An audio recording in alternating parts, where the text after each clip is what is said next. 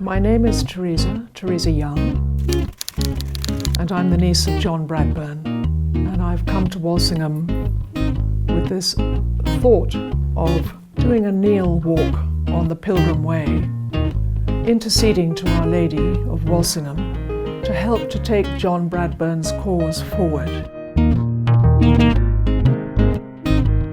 I thought that it would be a wonderful gift for John on his 100th birthday year, and also on the anniversary of his death.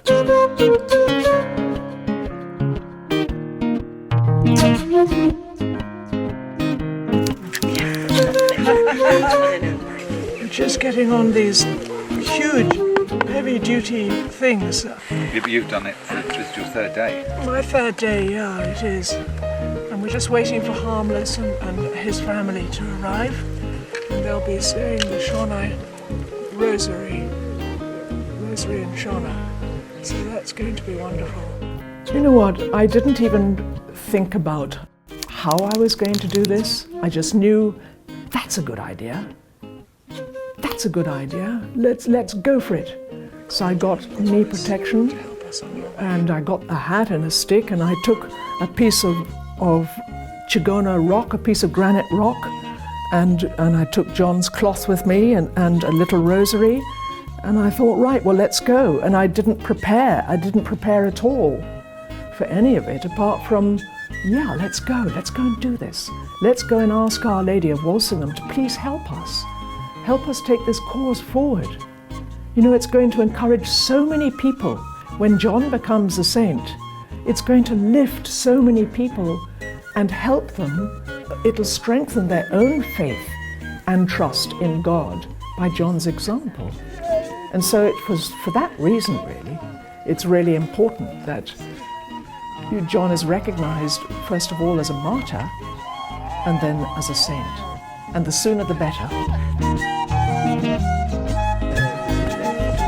Right, let's go.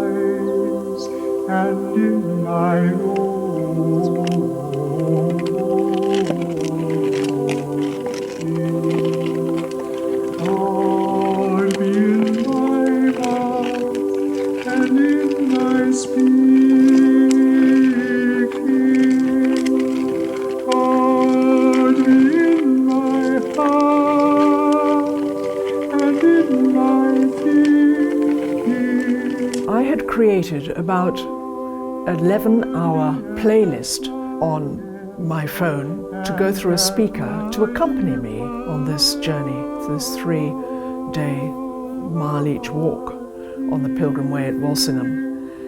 And so I had this huge amount of sacred music and beautiful music, Bach, motets and everything. And as I was leaving home, I hadn't even left Dedham. And I said, John, I've got some music for our journey to go up to Walsingham. You choose what you'd like. What blows me away is that I get so many signs that John is right there with me. But this is a fine example. The first song that came on, that John chose, and I'm absolutely sure it was him, it was a vibrant one. Do you know what it was? It was Flight of the Bumblebee. That was number one, Flight of the Bumblebee, and it was all a buzz, as if the bees were there in the car with me. That was number one. Number two was John's voice, and the first word he spoke was love. Love is a short disease, a long desire is strong and lasting healing. Love is like an angler landing fish, a hand at lyre, a road hog flogging home his motorbike. So there was the bees, there was John talking about love, which is God, unconditional love. So you had God. The third one was the Holy Spirit, in my view. That's what I got, because the third was "Oh, for the wings of a dove." And "Oh, for the wings of the dove" played. Oh, for the wings of a dove. And the fourth one, the Passion of Christ. It was "O sacred head ill-used" came on. And then the last one, which is incredible, was "The angel Gabriel from heaven came." The angel Gabriel from heaven came. So we had the bees, we had John talking about love, which is God, and then we had "For the wings of a dove," Holy Spirit. We had the crucifixion, the agony of Christ, and then we had the Annunciation, and I was driving to Walsingham. So you can't get 5 better chosen songs, thank you, John. And then during my actual walk, particularly on the last day, it was really difficult. And it was John's anniversary when he had been killed in Zimbabwe. And one of them came up, which was Mozart's Lacrimosa, which is tears in Latin. And Mozart's, that Requiem Mass is so beautiful. And to hear the Lacrimosa, the tears, and that powerful piece of music that Mozart created, while you're walking painfully, you're walking the path of Christ, painful passion, really. And when we finished, the speaker was still playing, and I suddenly said, listen to what's playing.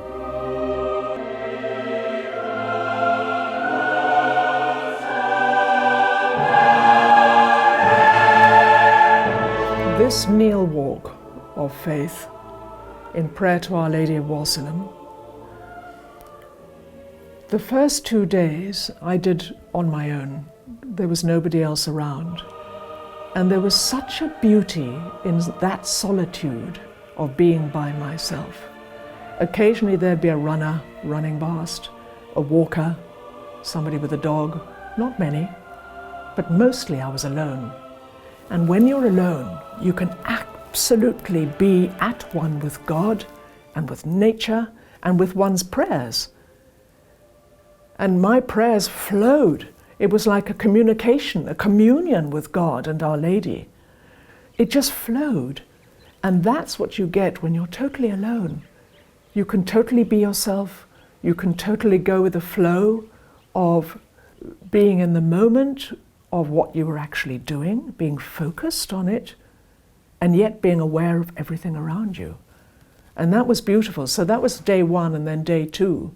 Come day 3, I thought, oh gosh, my knees, how am I going to do day 3? And it was incredible, because 2 Zimbabwean friends, Harmless and Helena, they came up, they left London at 3 o'clock in the morning, and they came to join me. They arrived at 6 o'clock in the morning for the sunrise to come up. And there we were going to head off together. But not only that, 3 other people from my prayer group, Living Stones, where I come from, near Colchester, they pitched up. They just said, we want to come and support you. This is important. It's a witness of faith. And so I had 5 people with me on that last day. You know, and I was given a pair of poles, which helped enormously. Without those poles, I couldn't have done it. So everything that I needed arrived. And it arrived in a pair of poles, it arrived in friendship, and it arrived in you know, Behold Thy Mother prayer group coming to, you know, join me, to support me. And they were Zimbabweans. So we had England and Zimbabwe walking our kneel walk prayer together. Behold Thy Mother and Mutemwa, we held hands and we prayed to Our Lady of Walsingham. Our Lady, our Father, glory be. And it just flowed. And without those people behind me and with me, in front of me, it would have been very difficult. And you know, when you go down half your size and close to the ground, everything is right here. You're closer to the earth, you're closer to the hard path that's there. So you've got the stone path, and yet you've got this beautiful nature on either side. I mean, John wrote these words, which I absolutely love, which talks about how important God is. God is in nature, and nature in him, without whom there is nothing but chaos and whim. And if you think about the chaos in the world today, and you just look around in nature, God is in everything. And when you get down close to the ground and see nature really closely, you'll see a little beetle, or you'll see a butterfly, or bees, or a pretty flower. But then you will also see where humanity has touched the earth. I saw a face mask, I saw a bit of litter, and I saw other things that shouldn't be there, but are there. And that's the touch of humanity on this planet. But what was most important was the connection of nature and God. Holy Mary, Mother of God, pray for us sinners, now and at the hour of our death. Amen. I have a lot in common with John, with his spirit of going with the flow and being adventurous and following the heart. Our Lady of Walsingham, come with us. And coming to Walsingham over this last weekend has been an incredible experience for myself in experiencing a way of prayer through my own faith and trust in God, and yet asking Our Lady of Walsingham to please help us take John's cause forward. You know, I can't always remember the exact way to say a rosary, but I do know how to pray. I do know the Hail Mary, the Glory Be, the Our Father. And even though I may not have, said the rosary in the traditional way, the intention was there, the great prayer to Our Lady. And so that flowed throughout the walk, including the Glory Be. Glory be to the Father, and to the Son, and to the Holy Ghost, as it was in the beginning, is now, and ever shall be, world without end. Amen.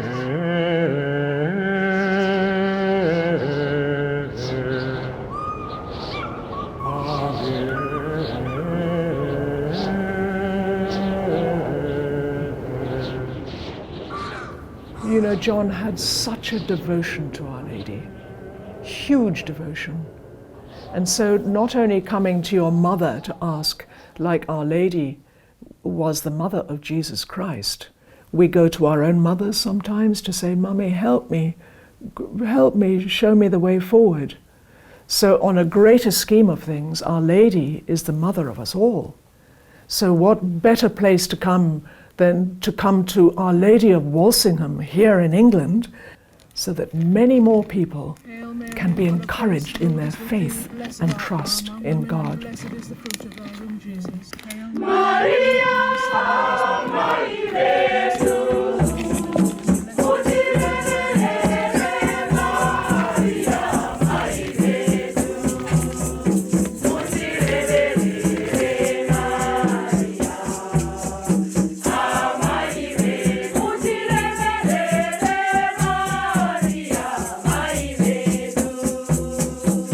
You know, I really think that the connection with my mother is so close to John, particularly in the religion, the Catholic side, because both John and my mother became Catholics. And so we not only had the family connection of knowing about John, stories from my mother, but I do feel John's spirit within me. I have an absolute fearlessness about me and a complete trust in God. And I live in the present moment and I just wing it. I pray, show me the way forward, Holy Spirit, the Blessed Trinity, Our Lady. There is a huge connection there, but there's also the fun side of John, of the humour and the joy and the music. So the poetry and the music run deep in the family. And so when I hear like the Miserere or pieces of music like that, it just opens up myself. It's like food for the soul in praise of God. And that I feel John had that expression of love through music, through his poetry, through his absolute devotion to God and Our Lady and the Holy Trinity.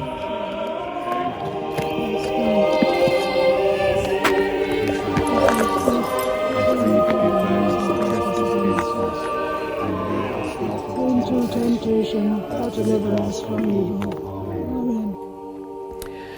The items I chose to bring with me to Walsingham this time, because usually I like to be in Zimbabwe at Mutemwa at this time for John's anniversary, but sadly I just haven't been able to be there this year or last year.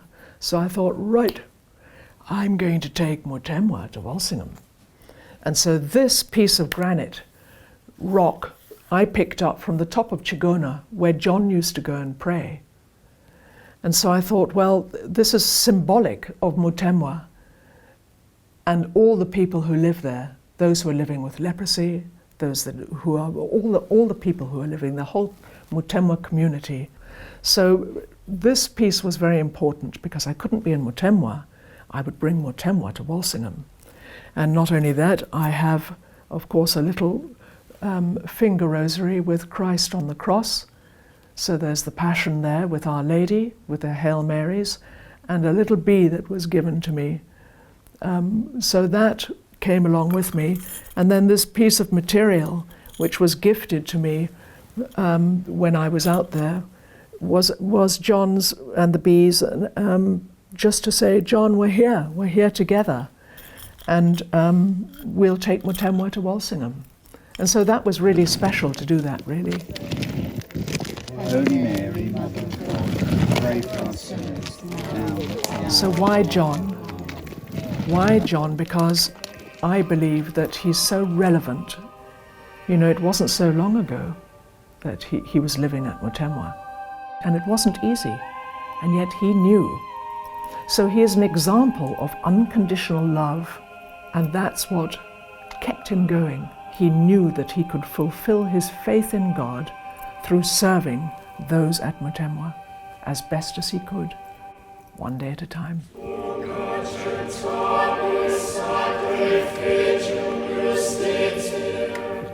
John's life was one long journey, and it's extraordinary because, you know, sometimes we can have an idea about what we want to do in our lives.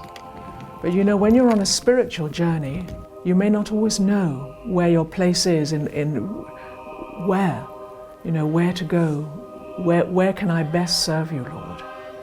And John's journey went from here to there to the next one, all over Europe, Jerusalem, and then his dear friend, Father John Dove in Harare, you know, he wrote to him and said, may I come out to Africa? Is there a cave for me in Africa? You know, that was his way of saying, can I come and see you and also see if that could be my place? He still didn't know. And even when he arrived in Zimbabwe, he didn't go directly to Mutemwa. He went to several missions in different places. And then a friend, Heather Benoy, she said, I've heard of this place it's in a terrible way. These human beings are suffering greatly, living with leprosy. Let's go and have a look. John said, we've got to go, let's go. And so it's extraordinary that the last 10 years of his life, when they got to Mutemwa, John knew instantly. So you can try this one or that one or this one, that one, and he had no qualms about saying, no, sorry, that's not for me. Sorry, no, not, thank you, but no, not for me. And he'd just carry on that journey. But when he got to Mutemwa, it was instant. He said to Heather, Benoy, you know, I've got to stay. This is it, I've landed. And he was there for the last 10 years of his life, knowing that this is where he could really fulfill himself in who he was. And once he was accepted, and once he became part of Mutemwa and the people living there, you know, that's when he blossomed. Mutemwa. This people this exotic camp of lepers in array, of being less yet more than man, as man is born today. This is a people born to be, burnt upward to eternity. This strange, ecstatic, moody folk, of joy with sorrow merged, destined to shuffle off the yoke all the world has urged. And that's when he didn't feel so alone. And yet Chigona must have been a great solace for him in those early days, because he could leave the settlement at the bottom in the valley and just go and climb on Chigona and pray and just be with God. And so there again, there's that solitude in one's faith that was so important to John. Holy Mary, Mother of God, pray for us sinners, now and at the hour of our death. Amen. It's so important to have your faith in life and to stick with it. Trust it. Trust in God and just take one day at a time. One day at a time. You know, it's about seeing the bigger picture, because we're here on this planet for such a fleeting time. And so as the older I get, the more I realize my time is so precious, and one's time here on earth is limited. What can I do? Show me the way forward in this limited time that I've got left. And you know, John had, there was a stubborn streak in John. He didn't waver from his faith. Material things didn't matter to him. They don't matter to me. All that was important was God and living that faith. And that's what got him through, and that's what gets me through my life. Absolute trust in God.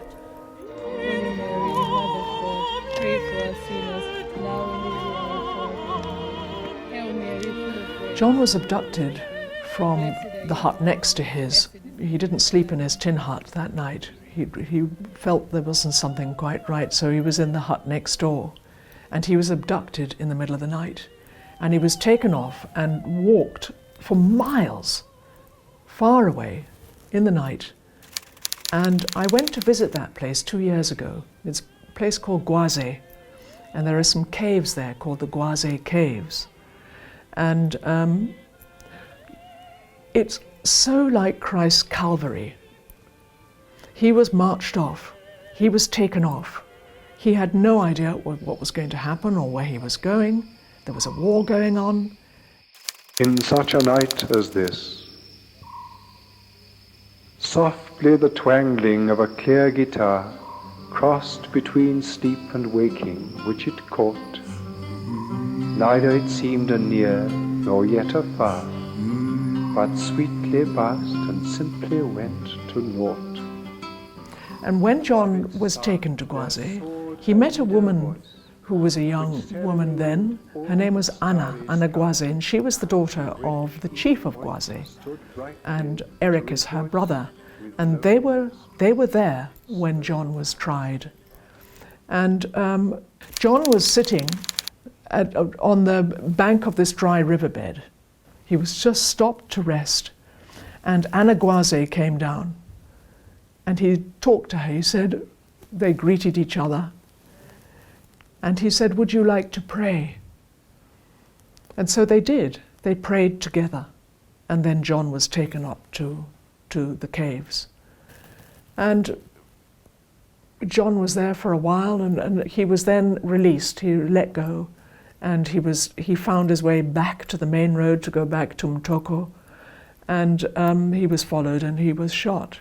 He was a martyr, really. And for John's to be recognized fully by the church as being a martyr, not giving up on his friends. I mean, no greater love than to give up one's life for your friends. And that was what John did. He was a martyr.